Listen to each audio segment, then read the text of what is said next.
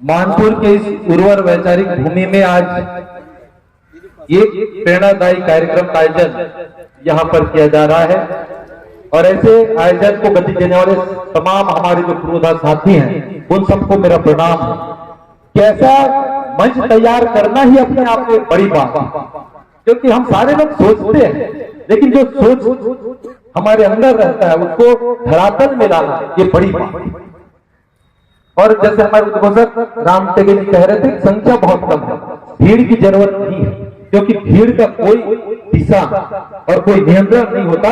बहुत कम लोग हैं लेकिन पोटा पोटा लोग हैं, क्योंकि बदरा लोग तो बाहर हो जाते हैं ना, बदरा को कोई देता नहीं है, ठोस लोग बैठे हैं। और इतने लोग यदि हम वैचारिक रूप से मजबूत हो जाएं तो इस देश को विकसित होने में कोई रोक नहीं सकता।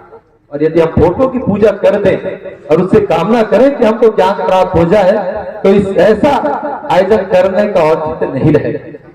हमको समझना होगा कि भारत को यदि हम विश्व गुरु बनाना चाहते हैं तो कैसे बनाएं। संविधान की बात आप सब ने कही यहाँ पर, उस संविधान को हमको पढ़ना चाहिए, पहला शब्द पढ़ना चाहिए हम सारे लोगों को। क्या कहा उसमें, हम भारत के लोग, बहुत प्यारा सा और बहुत प्रेरणादायी शब्द है। अगर आप प्रस्तावना नहीं पढ़े हैं तो आपका जीवन सफल नहीं होगा। संविधान का पहला शब्द पढ़िए, उसमें बहुत प्यारा शब्द लिखा है और मैं तो बहुत ऊर्जा से ओतप्रोत हो जाता हूं जब भी सुनता हूं, कहता हूं कि हम भारत के लोग, भारत को एक संपूर्ण प्रभुत्व संपन्न, इतना ही बोलना है आपको, उसके बाद तो अपने आप सारा चीज हो जाएगा।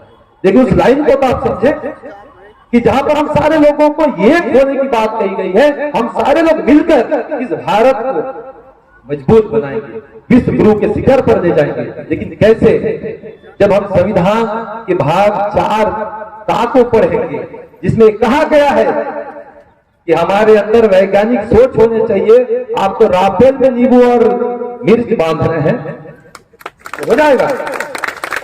ये वैज्ञानिक सोच नहीं है, आपके अंदर वैज्ञानिक सोच होना चाहिए, आपके अंदर तर्कशीलता होना चाहिए, तभी हम इस देश के लिए कुछ कर पाएंगे। अपने अपने जाति, अपने अपने समाज के लिए हम सारे लोग करते हैं, लेकिन जिस दिन हम भारत के लिए सोचना प्रारंभ कर देंगे उस दिन हम कुछ कर पाएंगे। आप सब लोग जानते हैं, और अभी रमसीला दुग्गा ना, रमसीला दुग्गा जी का सम्मान यहाँ पर आईपीएस अधिकारी आदरणीय आजला जी के हाथों से किया गया, ये भी बड़ी बात है। और उससे बड़ी बात ये कि एक मातृशक्ति जो राष्ट्रीय स्तर में प्रतिनिधित्व की है कबड्डी, कैसे संभव हुआ? क्योंकि आपको पहले पढ़ने का अधिकार नहीं था, घर से बाहर निकलने का अधिकार नहीं था, बात करने का अधिकार नहीं था, आपके कमर पर तो घूंघट लटका हुआ रहता था। और ऐसे समय में किसी नारी ने यदि आपको पढ़ने के लिए प्रेरित किया तो उनके संघर्षों से, उनके जीवन के आदर्श से हम सबको सीखने की जरूरत है। सिर्फ जयंती मना लेने से कुछ होने वाला नहीं है। संतोषी ठाकुर जी ने बहुत अच्छी बात कही कि उनको ऊपर कितना कचरा फेंका जाता था, मल फेंका जाता था, उसके बाद भी उनका हिम्मत देखिए। ये उनके लिए नहीं, आने वाले भारत के भविष्य के लिए उन्होंने संघर्ष किया कि महिलाओं की जो आधी आबादी है जो भारत के विकास के लिए अपना भूमिका निभाएगी वो क्यों पीछे रहे, उनको भी शिक्षा मिलना चाहिए। ये बड़ा सोच को नमन करना चाहिए, उनसे सीख लेना चाहिए। और आज आपके पास सारा सुविधा है, सरकार पूरा चीज फ्री में दे रहा है, उसके बाद भी आप पढ़ना नहीं चाहते, कितनी बड़ी बात है। और संघर्ष के बाद लोग पढ़ना चाहते थे, लेकिन आज हम अपने आप को होशियार समझते हैं, लेकिन जब सुविधाओं के बाद उन सुविधाओं का उपयोग हम नहीं कर पा रहे तो हम भोपा हैं कि वो लोग भोपा हैं? कौन है? हम भोपा हैं, है ना।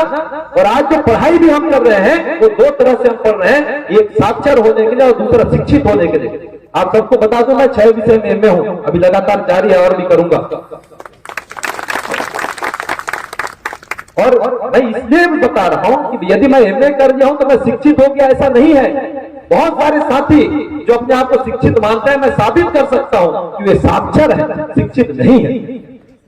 जब आपके पास वैज्ञानिक सोच नहीं है आपको तर्क करने की क्षमता नहीं है तो आप साक्षर हैं, आप सिर्फ इतना जानते हैं अनार की आ और आमा की आ, यही जानते हैं। ये आपका साक्षरता का परिमाप है।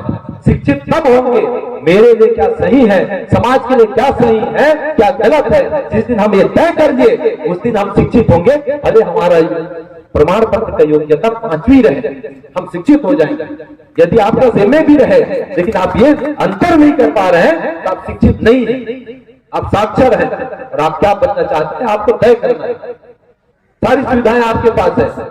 अभी हमारे आदरणीय साथी कह रहे थे कि आपको शिक्षा के बारे में भी कहना है। तो मैं 2 लाइन नहीं कहूंगा, ज्यादा नहीं कहूंगा, बहुत सारे हमारे पुरोधा यहाँ बैठे हैं कि आप जिस गांव में खेले, जिस गांव की मिट्टी में कूदे, जहां का अनाज खाया, उस गांव के लिए आप क्या कर रहे हो, समाज के लिए आप क्या कर रहे हैं। कभी आपने सोचा छोटा सा नौकरी कर ले, उसके बाद आपको लगता है कि मैं बहुत बड़ा तोप का नाल हो गया, अब गांव में मेरे बैठना नहीं है। आप कर्जा खाए हैं उस गांव का, उस समाज का, जहां से आपको पहचान है, उस गांव के लिए आप क्या कर रहे हैं। मैं बहुत सारे साथियों को देखता हूं, जब आते हैं नौकरी करने के बाद तो दारू पीते हैं कुत्ते जैसा, पूरे गली में पीते हैं। ये नौकरी वाले लोगों की हकीकत है। गांव में आने के बाद और 4 कुत्ते और उसके पीछे घूमते हैं, गांव जो देसी है, दर्द होता है। और ऐसे मंचों में इन बातों पर विचार करना चाहिए। जयंती तो मनाते रहेंगे लेकिन वैचारिक जागृति होना बहुत जरूरी है। और इसलिए जरूरी है कि यदि जिस गांव से आपका नाम है, जिस समाज से आपका पहचान है, उस समाज को कुछ तो दीजिए आप, कि ऐसे मर जाएंगे। यदि यही सोच रहता कि मेरे को ऐसे 2-4 बच्चा पैदा करना है, बीबी और टीवी में खुश रहना है, उसके बाद मर जाना है, तो ये आपका जीवन नहीं है। आप समाज के लिए नहीं जी रहे हैं। आप समाज के लिए, उस गांव के लिए तब जिएंगे जब आपके आसपास के लोगों को शिक्षित करेंगे। जितने भी युवा साथी हैं उन सबसे मेरा निवेदन, अपने घर के आसपास के 2 बच्चों को पढ़ाइए रोज।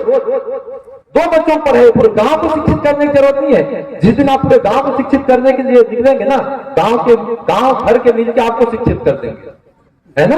ये हमारा गांव है ना, ये कटु सत्य है। आप अपने घर के आसपास के लोगों को पढ़ाइए। 3री से लेकर 8वीं तक के जो बच्चे हैं उनको ये बताइए कि नवोदय विद्यालय के लिए आपको क्या पढ़ना चाहिए, सैनिक विद्यालय के लिए आपको क्या तैयारी करना है, केंद्रीय विद्यालय में जाने के लिए आपको क्या करना चाहिए, एकलव्य में पढ़ने के लिए आपको क्या करना चाहिए, इतना ही आप बता दीजिए रोज। और 12वीं पढ़ने वाले साथी इस मुहिम को अपने अपने गांव में शुरू कर दीजिए। जब ये मुहिम शुरू करेंगे उन बच्चों के साथ साथ आपका भी क्षमता बढ़ेगा, क्योंकि एलिफेंट का जो स्पेलिंग आपको याद नहीं रहेगा, आप अपने भाई को बताने के लिए एलिफेंट का स्पेलिंग याद करके जाएंगे। क्योंकि आज 1 घंटा मेरे अपने छोटे भाइयों को पढ़ाना है। गणित का सूत्र और समीकरण याद करके जाएंगे, क्योंकि मेरे छोटे भाई को मेरे पढ़ाना है। क्योंकि उसके सामने आपका नंबर कटना थोड़ी है कि कटेगा। छोटे भाई के सामने बेइज्जत तो नहीं होना है। तो आप ऐसी तैयारी करके जाएंगे तो आप जो प्रतियोगी परीक्षा तैयार या उसकी तैयारी करना चाहते हैं अपने आप हो जाएगा। आपको कुछ करने की जरूरत नहीं, सिर्फ आप पढ़ाइए जुनून के साथ, बाकी और कुछ नहीं करना है। शराब पर बोलना मेरा कर्तव्य है। लगातार मैं 2008-9 से इस मुहिम में लगा हूं। आप शराब पीजिए, कोई दिक्कत नहीं।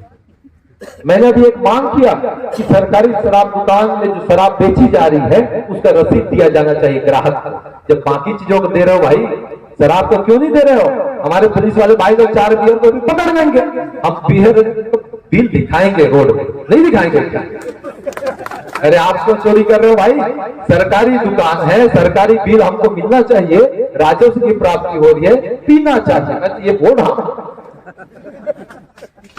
लेकिन कितना पीना चाहिए, कैसे पीना चाहिए, कहां पीना चाहिए और कब पीना चाहिए, इस बात का निर्धारण आपको करना है। और मैं ये नहीं कह रहा हूं कि हमारे युवा साथी पिए, इसलिए नहीं पीना है क्योंकि आप यदि दारू पिएंगे तो आने वाला हमारा जो भविष्य है खोखला हो जाएगा। आप में विचार करने की क्षमता नहीं होगी, तर्क करने की क्षमता आपके अंदर नहीं होगा, आपका विवेक शून्य हो जाएगा। और एक चीज, जिस दिन आप बूढ़े हो जाएंगे और आपका बेटा दारू पी के इसी मानपुर के गली में कुत्ते के जैसे घूमेगा, उस दिन का दर्द आप महसूस कीजिए कि आपका जवान बेटा जब ऐसा करेगा, जब आज आपके जवानी में, तब कैसे लगेगा। इसी बात का आप गांठ बांध लीजिए, आप सुधर जाएंगे। बहुत बहुत धन्यवाद।